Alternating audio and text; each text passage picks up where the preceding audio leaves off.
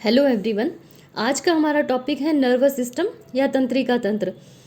इससे पहले के वीडियो में हमने न्यूरॉन के बारे में पढ़ा था, न्यूरॉन के स्ट्रक्चर और फंक्शन के बारे में, किस तरीके से इन्फॉर्मेशन एक न्यूरॉन से दूसरे न्यूरॉन में जाती है और एक ही न्यूरॉन में किस तरीके से तंत्रिका आवेग आगे बढ़ता है और एक न्यूरॉन से दूसरे न्यूरॉन में तंत्रिका आवेग कैसे जाता है, न्यूरोट्रांसमीटर्स क्या होते हैं, इन सब के बारे में हमने पढ़ा।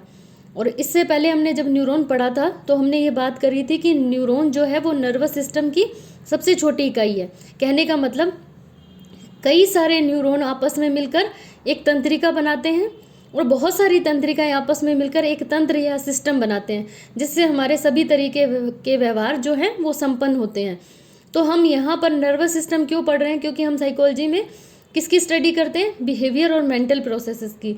तो इसके लिए हमें ये पढ़ना ज़रूरी है कि किस तरीके से व्यवहार किया जाता है, तो इसके पीछे का दैहिक आधार क्या है उसके बारे में हम पढ़ रहे हैं। तो तंत्रिका तंत्र जिसे हम 2 पार्ट्स में डिवाइड कर सकते हैं। फर्स्ट सेंट्रल नर्वस सिस्टम या केंद्रीय तंत्रिका तंत्र, दूसरा है पेरिफेरल नर्वस सिस्टम या परिधीय तंत्रिका तंत्र। जैसा नाम से पता लग रहा है केंद्रीय तंत्रिका तंत्र, यानी ये केंद्र में स्थित है। जैसे ह्यूमन बॉडी के सेंटर में क्या है? ब्रेन और स्पाइनल कॉर्ड। तो इसके जो इसे आगे हम 2 पार्ट्स में फिर से डिवाइड कर सकते हैं, ब्रेन और स्पाइनल कॉर्ड, क्योंकि हमारे जो शरीर का केंद्र है वो क्या है? ब्रेन है और स्पाइनल कॉर्ड है, इसलिए इसको सेंट्रल नर्वस सिस्टम के अंतर्गत पढ़ेंगे। दूसरा पेरिफेरल नर्वस सिस्टम का मतलब है कि इसके अलावा, ब्रेन और स्पाइनल कॉर्ड के अलावा जो पूरे शरीर में तंत्रिकाओं का जाल फैला हुआ है उसे हम पीएनएस या पेरिफेरल नर्वस सिस्टम या परिधीय तंत्रिका तंत्र के अंतर्गत पढ़ेंगे। परिधीय तंत्रिका तंत्र को आगे हम फिर 2 पार्ट्स में डिवाइड करेंगे, सोमैटिक नर्वस सिस्टम और autonomic nervous system. Somatic nervous system का मतलब है कि हमारे शरीर में कुछ ऐसी क्रियाएं होती हैं जिन्हें हम अपनी मर्जी से कर सकते हैं, अपनी इच्छा अनुसार कर सकते हैं। तो उन क्रियाओं को करने के लिए उन मांसपेशियों में पाए जाने वाली तंत्रिकाओं को हम सोमैटिक नर्वस सिस्टम कहेंगे। इसमें 2 तरीके की आएंगी, क्रैनियल नर्व और स्पाइनल नर्व। क्रेनियल नर्व जिसमें चेहरे और गर्दन से संबंधित जितनी भी तंत्रिकाएं हैं वो सारी आएंगी क्रेनियल नर्व में, और उसके अलावा गर्दन और चेहरे के अलावा जितनी भी हमारे शरीर में तंत्रिकाएं पाई जाती हैं उनको हम स्पाइनल नर्व के अंतर्गत पढ़ेंगे। उसके बाद है ऑटोनॉमिक नर्वस सिस्टम। कुछ ऐसी हमारे शरीर की क्रियाएं होती हैं जिन्हें हम अपनी इच्छा से संचालित नहीं करते हैं, वो अपने आप ही संचालित होती हैं, इसलिए इन्हें क्या कहा गया?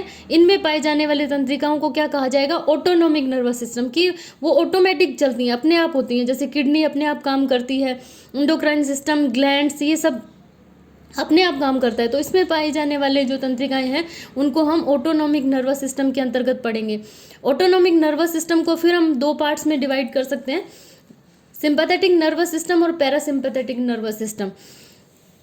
ये हमारी जो एनर्जी होती है उसको खर्च करने का काम करता है, यानी हमें वातावरण में समायोजित होने के लिए तैयार करता है। जिस तरीके से अगर हम डर गए हैं या हम क्रोध की अवस्था में हैं तो वहाँ पर हमें एडजस्ट करने के लिए या हमारा समायोजन करने के लिए जो नर्वस सिस्टम काम करता है उसको सिंपैथेटिक नर्वस सिस्टम कहा जाता है। और उस स्थिति के निपटने के बाद फिर वापस हमें अपनी शारीरिक ऊर्जा को संजो कर रखना होता है या संचित करके रखना होता है। उस समय जो हमारा सिस्टम काम करता है उसको कहा जाता है पैरासिम्पैथेटिक नर्वस सिस्टम। तो ये सारा हम नर्वस सिस्टम के अंतर्गत पढ़ेंगे। तो आज हम जिस टॉपिक पे बात करेंगे ये तो मैंने आपको इसलिए बता दिया कि हम किन किन चीज़ों को आगे पढ़ने वाले हैं। आज जो हम पढ़ेंगे वो है हमारा structure and function of central nervous system, केंद्रीय तंत्रिका तंत्र की संरचना और उसके कार्य। उसमें भी हम क्या पढ़ेंगे? केंद्रीय तंत्रिका तंत्र हमने पीछे बात करी कि सेंट्रल नर्वस सिस्टम के अंतर्गत ब्रेन और स्पाइनल कॉर्ड 2 आते हैं। तो आज हम स्पाइनल कॉर्ड के बारे में पढ़ेंगे, सुषुम्ना के बारे में पढ़ेंगे। तो ये क्या है? स्पाइनल कॉर्ड क्या होती है? रीढ़ की हड्डी जो हमारी है, जो हमारी रीढ़ की हड्डी गर्दन से लेकर कमर तक नीचे तक जो हमारी रीढ़ की हड्डी है उसमें एक तरीके का तरल पदार्थ भरा रहता है जिसे हम स्पाइनल कॉर्ड कहते हैं। ये तरल पदार्थ जो होता है वो एक विशेष आवरण से, मतलब जब हम बाहर से अगर हमारी रीढ़ की हड्डी को हाथ लगाएंगे तो वो बाहर से बहुत हार्ड है, लेकिन उसके अंदर एक विशेष तरीके का तरल पदार्थ है जिस पर एक कुछ आवरण है, यानी उसके ऊपर एक कवर पाया जाता है जिसे हम मैनिंग्स कहते हैं। ये मैनिंग्स या ये जो पूरी स्पाइनल कॉर्ड हमारी होती है उसके 31 पार्ट्स होते हैं, इतने डिविजन्स होते हैं। यानी ये जो हमारी स्पाइनल कॉर्ड है उसमें 31 जोड़े तंत्रिकाओं के होते हैं, स्पाइनल नर्व के होते हैं। प्रत्येक भाग से एक एक जोड़ा निकलता है, यानी एक शरीर के राइट पार्ट से और एक शरीर के लेफ्ट पार्ट से। तो ये क्या होंगे, जैसे ये हमारी स्पाइनल कॉर्ड है जो गर्दन से लेकर कमर तक नीचे तक है, इसमें 31 जोड़े जो होंगे, 31 भाग होंगे। उन 31 भाग से 31 जोड़े मैं इसलिए कह रही हूँ क्योंकि ये 31 भाग हैं, इस तरीके से 31 पार्ट्स होंगे। हर एक पार्ट से एक जोड़ा स्पाइनल नर्व निकलेगी।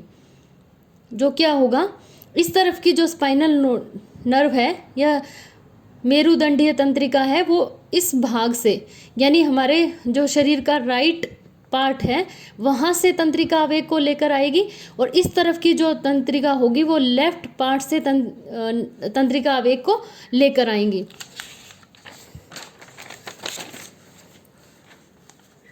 और ये जो स्पाइनल नर्व है एक तरीके की पेरिफेरल नर्व है, जो हमने बात करी कि जो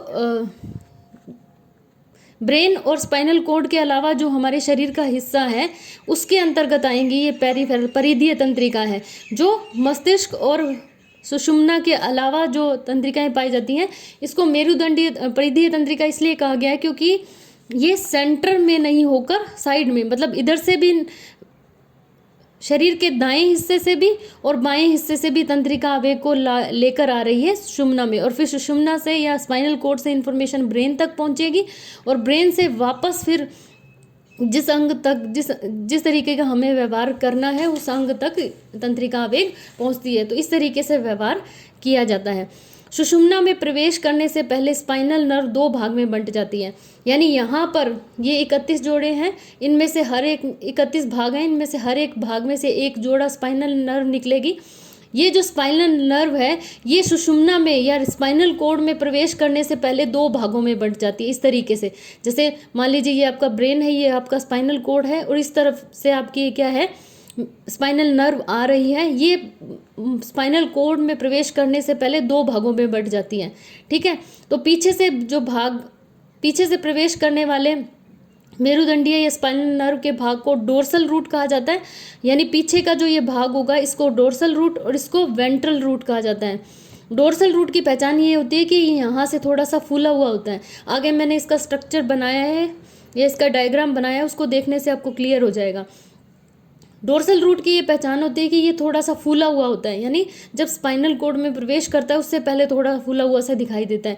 ये फूला हुआ इसलिए दिखाई देता है कि इसी से होकर क्या होता है, जो तंत्रिका आवेग इसी से होकर स्पाइनल कॉर्ड में जाता है, उसके बाद ब्रेन तक जाता है, यानी संवेदी तंत्रिका आवेग मस्तिष्क तक पहुंचेगा, और जब वापस ये आएगा तो इसको क्या कहेंगे हम, मोटर या संवेदी तंत्रिका आवेग। जब ये अंदर जाएगा तो संवेदी तंत्रिका आवेग, और जब ये वापस आएगा तो गति तंत्रिका आवेग के रूप में, यानी यहाँ से हमें इन्फॉर्मेशन मिलेगी। और उसके बाद क्या होगा, जैसे मान लीजिए आप हाथ से कोई चीज़ आपको उठानी है, आपको ये पेन उठाना है, तो ब्रेन से आपके पास तंत्रिका आवेग आएगा और आपके हाथ की तंत्रिकाओं तक पहुँचेगा और वहाँ से आप क्रिया करेंगे। तो ये होगा कि ये मैंने यहाँ पर डायग्राम बनाया है, ये आपकी स्पाइनल कॉर्ड है। मतलब इसको अगर कहीं से भी काटा जाए तो अंदर की संरचना इस तरीके की होगी, एक तितली के समान दिखाई देती है। इसमें से ये जो पार्ट होता है वो ग्रे मैटर यानी भूरे रंग का होता है, और ये जो बाहर का पार्ट होता है ये वाइट मैटर या सफ़ेद कलर का होता है। और ये मैंने आपको बताया था कि ये इस तरीके से स्पाइनल कॉर्ड को दिखाया गया है। ये जो आपको तंत्रिका स्पाइनल नर्व दिख रही हैं ये 31 जोड़े या 31 होंगे। हर एक भाग में जो स्पाइनल नर्व होगी वो स्पाइनल कॉर्ड में प्रवेश करने से पहले 2 भागों में बंट जाएगी। इसको हम डोर्सल रूट कहेंगे। इससे इन्फॉर्मेशन आती है और यहाँ से ब्रेन में जाती है और फिर वापस आती है, तो इस रास्ते से जाती है। इसको हम वेंट्रल रूट कहेंगे। यानी मान लीजिए आपने कोई आवाज़ आई, आपने आवाज़ सुनी, या आपने किसी गर्म चीज़ को हाथ लगाया, यहाँ से आपका तंत्रिका आवेग जो है वो इस रूट से होकर गया और वहाँ से आपको इन्फॉर्मेशन मिली कि आपको यह हाथ हटाना है। तो आप जब क्रिया करेंगे तो यहाँ से तंत्रिका आवेग फिर उस पार्ट तक जाता है या शरीर के पार्ट्स तक पहुँचता है।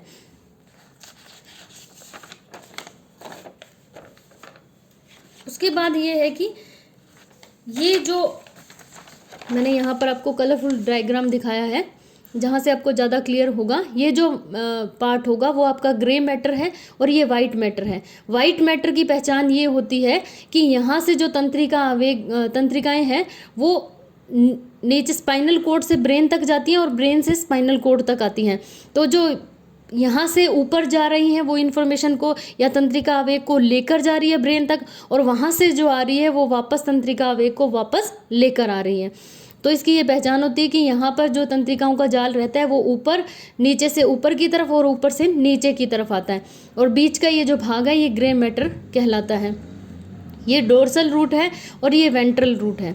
तो ये इसकी संरचना है, और ये जो है ये 31 होंगे और हर भाग में से 2 स्पाइनल नर्व निकलेगी, एक शरीर के दाएं तरफ जाएगी और एक शरीर के बाएं तरफ जाएगी। इससे जो इन्फॉर्मेशन आएगी वो डोर्सल रूट से आएगी तंत्रिका आवेग, और वापस जाएगी तो वेंट्रल रूट से होकर जाएगी। उसके बाद हम बात करें कि अगर इसके कार्यों की बात करें कि स्पाइनल कॉर्ड के क्या क्या फंक्शंस होते हैं, तो सबसे पहला होता है कि शरीर के भिन्न भिन्न अंगों से लाए गए तंत्रिका आवेग को डोर्सल रूट के सहारे स्पाइनल कॉर्ड उसे ग्रहण करता है। इस तरीके के तंत्रिका आवेग द्वारा संवेदी सूचनाएं प्राप्त होती हैं। इन संवेदी तंत्रिका आवेगों को सुषुम्ना या स्पाइनल कॉर्ड फोर ब्रेन या ब्रेन स्टेम में भेज देता है। तो शरीर के जितने भी अंग हैं, चाहे वो हमारा राइट बॉडी पार्ट्स हैं या लेफ्ट बॉडी पार्ट्स हैं, उनसे जो इन्फॉर्मेशन आएगी वो डोर्सल रूट के थ्रू स्पाइनल कॉर्ड उसको ग्रहण करेगा और उसके बाद उसको आगे ब्रेन में भेज देगा, फोर ब्रेन या ब्रेन स्टेम में भेज देगा। या आगे हम पढ़ेंगे कि अगर मस्तिष्क क्या है या मस्तिष्क स्तंभ क्या है। तो यहाँ पर हमें इतना ही समझना है कि डोर्सल रूट से जो तंत्रिका आवेग है वो ग्रहण किया जाता है और वेंट्रल रूट से वापस जाता है। सुषुम्ना या स्पाइनल कॉर्ड के द्वारा शारीरिक क्रियाओं का भी संचालन होता है। चेहरे और गर्दन से संबंधित शारीरिक क्रियाओं को छोड़कर अन्य भागों की क्रियाओं का नियंत्रण बहुत हद तक स्पाइनल कॉर्ड के द्वारा होता है। क्यों? क्योंकि ऊपर जो हमारा मस्तिष्क है, चेहरे और गर्दन, इससे संबंधित जो मांसपेशियां होती हैं, शारीरिक क्रियाएं होती हैं, उनका संचालन इसके द्वारा नहीं किया जाता है, क्योंकि ये कहाँ से होती है? गर्दन से लेकर कमर तक फैली हुई होती है। यहाँ से लेकर यहाँ तक जितनी भी शारीरिक क्रियाएं होती हैं उनका नियंत्रण और संचालन सुषुम्ना के द्वारा या स्पाइनल कॉर्ड के द्वारा किया जाता है। और इसका जो सबसे महत्वपूर्ण कार्य है वो है रिफ्लेक्स एक्शन, या जो सहज प्रक्रियाएं होती हैं या सहज क्रियाएं होती हैं उनका नियंत्रण और संचालन भी स्पाइनल कॉर्ड के द्वारा किया जाता है। सहज या प्रतिवर्त क्रियाएं या रिफ्लेक्स एक्शन से मतलब होता है कि जैसे ही तेज लाइट पड़ी हमारी आंखें अपने आप बंद हो जाती हैं, यानी इसके लिए हमें कुछ करना नहीं पड़ता। ये सहज क्रियाएं होती हैं। अगर आप छोटे से बच्चे के भी एकदम से लाइट उसके आंखों पर पड़ेगी तो वो शिशु भी अपनी आंखें बंद कर लेता है। या गर्म चीज़ पे अगर हम हाथ लगाते हैं तो अचानक हम अपने आप अपना हाथ हटा लेते हैं। ये क्या होती है? रिफ्लेक्स एक्शन होते हैं, सहज क्रियाएं होती हैं। इनका नियंत्रण और संचालन भी स्पाइनल कॉर्ड के द्वारा किया जाता है। अगर स्पाइनल कॉर्ड में किसी भी तरीके की गड़बड़ी हो जाती है तो इन क्रियाओं का संचालन ढंग से नहीं हो पाता है। इन कार्यों को ध्यान में रखते हुए हम ये कह सकते हैं कि CNS जो हमारा या सेंट्रल नर्वस सिस्टम या केंद्रीय तंत्रिका तंत्र एक ऑटोमेटिक मशीन के रूप में काम करता है। क्यों? क्योंकि ये प्रक्रियाएं जो होती हैं वो अपने आप होती हैं, जिसमें हमें कोई प्रयास नहीं करना पड़ता। सहज प्रक्रियाओं के बारे में बात कर रहे हैं हम। स्पाइनल कॉर्ड इन रिफ्लेक्स एक्शन को संपन्न कर व्यक्ति को वातावरण के साथ समायोजन करने में काफ़ी मदद करता है। ये रिफ्लेक्स एक्शन क्यों किए जाते हैं? ताकि हम जो एनवायरनमेंट है उसके साथ एडजस्ट कर सकें। मान लीजिए अचानक से तेज लाइट पड़ेगी तो आँखों की रक्षा करने के लिए अपने आप हमारी आंखें जो होंगी वो बंद हो जाएंगी। तो इस तरीके की क्रियाओं का संचालन भी स्पाइनल कॉर्ड के द्वारा किया जाता है। तो आपके अगर एग्जाम में क्वेश्चन आता है तो इस तरीके से आएगा, या तो आपका पूरा आएगा केंद्रीय तंत्रिका तंत्र को समझाइए, तो आपको पूरा ब्रेन और स्पाइनल कॉर्ड के बारे में लिखना होगा। और अगर तंत्रिका तंत्र को विस्तार से समझाइए तो आपको सेंट्रल नर्वस सिस्टम और पेरिफेरल नर्वस सिस्टम दोनों के बारे में लिखना है। और अगर अकेले मस्तिष्क पे क्वेश्चन आ जाता है तो उसके बारे में आपको लिखना है, और स्पाइनल कोड के बारे में भी अकेले क्वेश्चन आ सकता है इस तरीके से कि सुषुम्ना या स्पाइनल कोड की संरचना और उसके कार्यों के बारे में बताइए। तो इस तरीके से आपको क्वेश्चन मिलेगा और आपको करना होगा। छोटे क्वेश्चन में भी आप स्पाइनल कोड के बारे में आपसे पूछा जा सकता है, जैसे स्ट्रक्चर पूछ लिया या सिर्फ फंक्शन पूछ लिए। तो इसके 3 फंक्शन हमने किए हैं, इनके बारे में छोटे क्वेश्चन में भी पूछा जा सकता है।